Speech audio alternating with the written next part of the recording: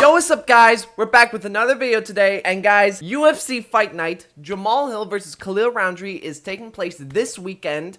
I'm actually really excited for this Fight Night card. I swear, I feel like these last couple of Fight Night cards have actually been pretty solid in my opinion, as far as the main event goes.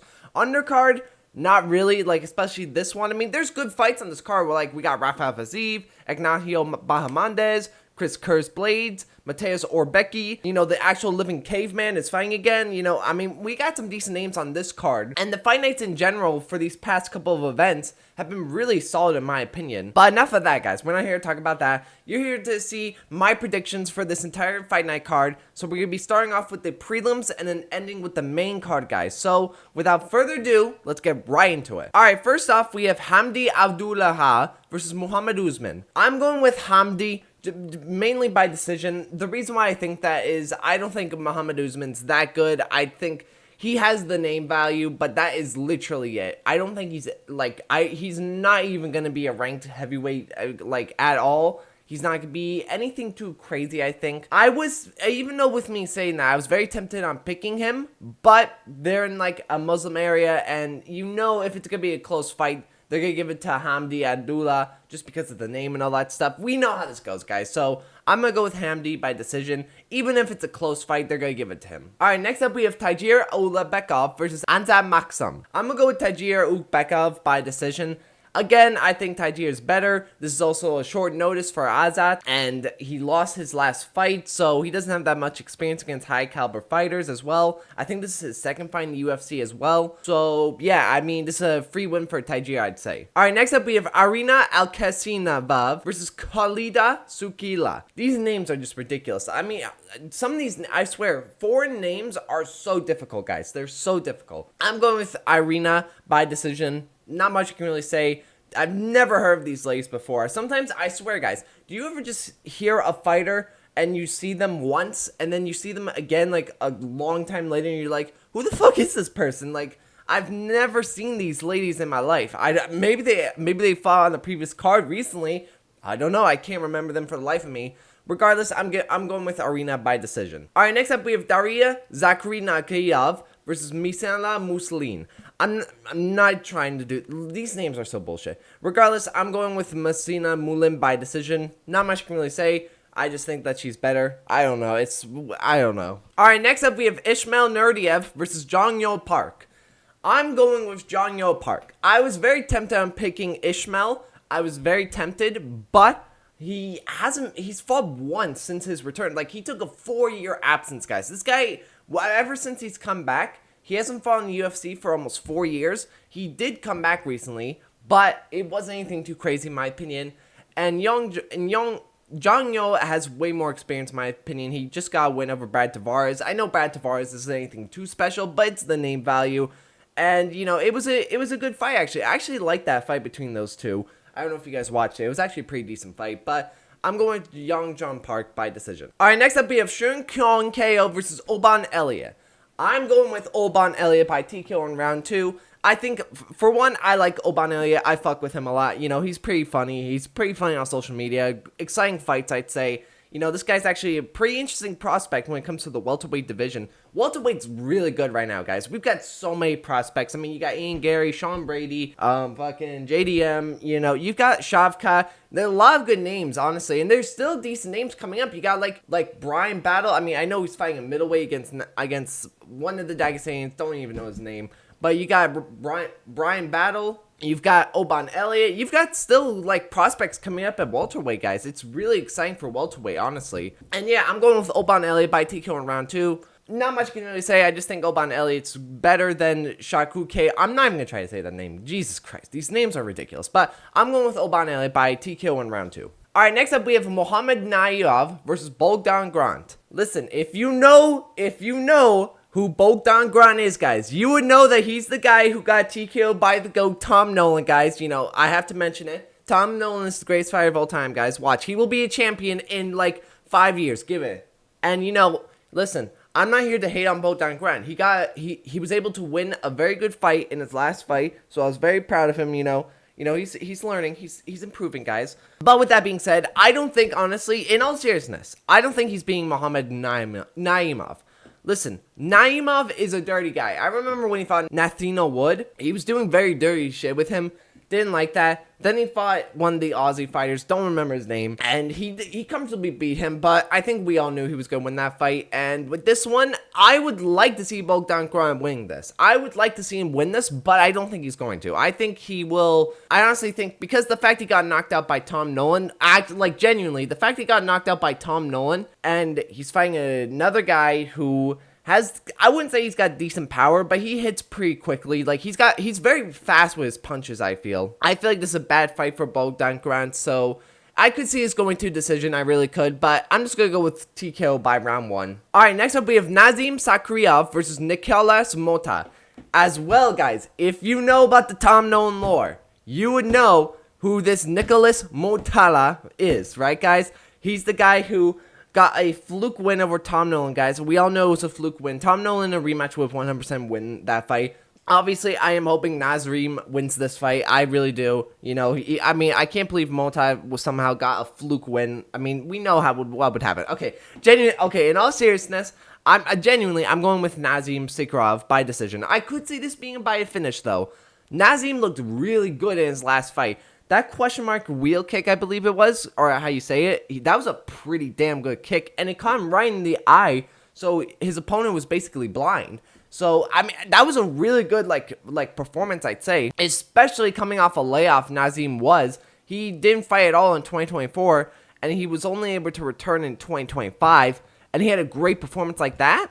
I honestly think he might be something, honestly. So I'm going to go with Nazim by decision. I could see this being a finish, though. Alright, next up we have Tawfiq Musayev versus Maitek Orobai. Or, as people will call him, the Caveman. Let's be real, he's the Caveman. I mean, this guy has somehow been alive for almost 10,000 years. I think it's honestly an amazing accomplishment. The fact he's been alive for 10,000 years, guys, and he's fighting the UFC, bro, this guy could literally do it. This might be the greatest human of all time, guys. But okay. Regardless, I'm going with Orobai by decision as well. I think Orobai, also this is in a catchway as well, so a little bit weird, but I think Orobai will be fine with that. I think Orobai will get this done. I think this will actually be a pretty decent fight. Orobai is usually in pretty exciting fights, especially his last 2 fights. They were pretty exciting, I'd say. He's always an exciting, like, prospect, I'd say. I mean, calling him a prospect is crazy when he's, like, 10,000 years old. Okay, I'm joking, but no, I'm going to go with Orobai by decision. I just think that he's better than Tufi. This is also Tufi's debut, so, and he hasn't had, like, the craziest record. I looked at his resume. It's nothing too crazy, in my opinion, so I'm going with Orobai by decision. Alright, now we have the most goofiest and just weirdest matchup on this entire card. Curtis Blades versus Rizvan Kutiev. Why? This has been in work for almost a year now. This is ridiculous. Why is Chris Curtis fighting an unranked, fat Russian heavyweight who, mind you, tested positive for PEDs when he fought 2 fights ago? 2 fights ago, he tested positive for PEDs. Whatever. I'm going with Chris Curtis. This is the lock of the night as well, guys. Chris Curtis by either TKO or submission round 1. If Rizvan wins this somehow, the sport is fucking cooked, honestly. No, not the sport, but heavyweight. How can a guy in his debut beat the number 5 ranked contender, Chris Curtis Blades? And this isn't like a random heavyweight. Curtis Blades actually has experience. I just realized I said Chris Curtis. Whatever, you know what I mean. Curtis Blades is actually a well-experienced heavyweight. This guy has fought levels of fighters. He fought Francis, he fought Derek Lewis, he fought fucking Sergey Pavlovich. I'm mentioning fights he got TKO'd by, but you know what I mean. He's fought most guys in the heavyweight division throughout the entirety. He's been in the UFC for a long time. So if I would trust Curtis Blades to win this so easily, I cannot see a world where he loses against Rizvan Kutiev. No shot he loses to him. So either by TKO or submission round 1. Easiest lock of the night. Alright, now we are at the co-main, guys. Rafael Fiziev versus Ignacio Bahamondes. This is actually a tough fight right here, guys. I could see Ignacio Bahamondes winning this fight because he's the longer, rangier, taller fighter. He's looked pretty good in his last couple fights. But Rafael Fiziev, I look at Rafael Fiziev, guys, and I just see the potential this guy has. This guy went toe-to-toe with Justin Gaethje for like 2 rounds, basically. You know, this guy can actually go toe-to-toe with these higher level fighters. You know, it's just the fact that his cardio is just so shit. He doesn't have good cardio. Like, the first round is always going to be his. That's just a fact. He will always secure that first round. Second round is a coin flip. For Rafael Fiziev, I don't trust him with his cardio. I just don't. For Rafael Fiziev, he's going to secure that first round. We know that for a fact.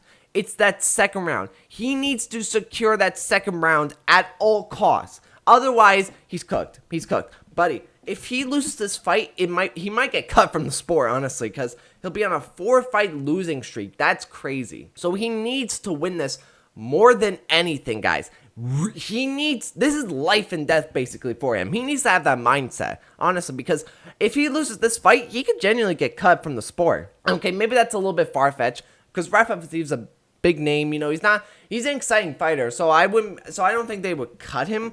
But they might, honestly. There is a chance. But I'm also excited. I think this is going to be a fucking good fight right here, guys, honestly. I'm really excited for this. I could see Ignacio Bahamondes winning this. If he can secure that second round, he wins this, because he'll easily secure that third round. I just don't trust Rafael Fiziev's cardio. I just don't. Even though I don't trust his cardio, I still trust him enough that he can win this fight. If he can just win that second round, he'll win this fight. And I do think he will, because I think he knows the pressure about this fight for him. So I'm going with Rafael Fiziev by decision. Alright, now for the main event. Jamahal Hill versus Khalil Rountree. Listen, I've heard a lot of people say Jamahal Hill's going to win this and that Khalil Rountree is overrated. I don't understand this Khalil Rountree hate. I don't. Can somebody please explain to me in the comments what is up with the Khalil Rountree hate? I know his tattoos are a bit iffy, you know. There's some weird stuff about his tattoos. But apart from that, he seems like an honestly good person. He seems like a genuinely nice person.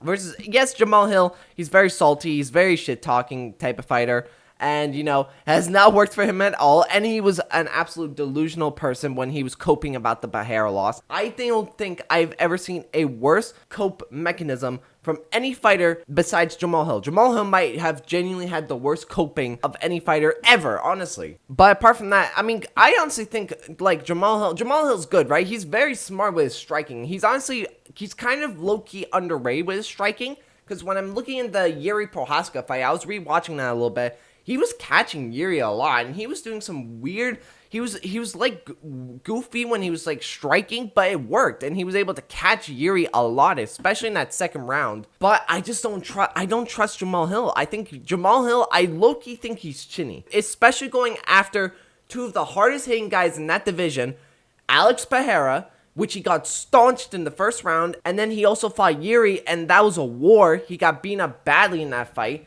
and got TKO'd in that fight as well. And now he's having to fight Khalil Rountree, and Khalil Rountree is another hard-hitting fighter. So I don't think that Jamahal Hill is gonna. I don't think Jamahal Hill will be able to recover. I don't think he can handle like these hard-hitting guys. Now I will say, if Jamahal Hill can recover for Khalil Rountree after like the second round, I think he'll be able to win this fight. To me, I don't trust Khalil Rountree's cardio as well. I think Khalil Rountree, for him, I hope that he's worked on his cardio. I don't know if he has entirely, because throughout Khalil Rountree's entire UFC career, he has always struggled with his cardio. Even at a 3-rounder, he struggled with his cardio. So, like, I don't see, I don't know. I feel like Khalil, I'm basing this off of Khalil actually able to finish Jamahal Hill in, like, the first round or two. If he can get out Jamahal Hill in those first 2 rounds, he wins this fight. That's just how it is. That's just how it is. If Khalil can't, then it's Jamahal Hill. That's just how it goes. But guys, that is my full card predictions for Jamahal Hill versus Khalil Rountree. Let me know what you guys thought about this video. Do you agree with some of these takes? Do you not? Some of these names, guys, they're just so impossible to say, guys. I'm trying to get these names right. Leave a like, subscribe, and I will see you in the next video. Peace!